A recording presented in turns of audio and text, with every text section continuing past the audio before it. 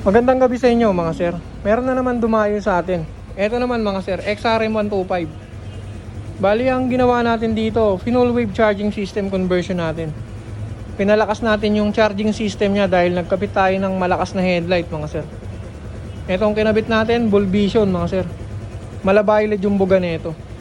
Tapos kinonvert na natin siya ng aftermarket switch na Ayoto. Testingin natin yung buga ng ilaw. Ayan mga sir, kung mapapansin nyo, napakalaki ng buga niya. Partida medyo maliwanag pa sa atin. Solid na solid. Asyan, busina tayo mga sir.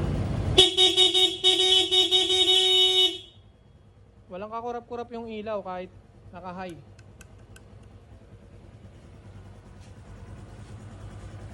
Ayan mga sir ha, wala pang driving light o headlight pa lang yung buga na yun.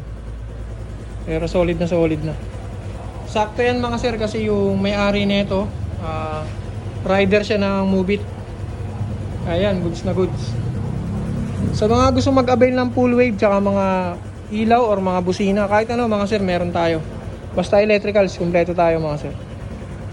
Sa mga gusto magpagawa mga sir, kahit anong unit, luma or bago, gumagawa tayo.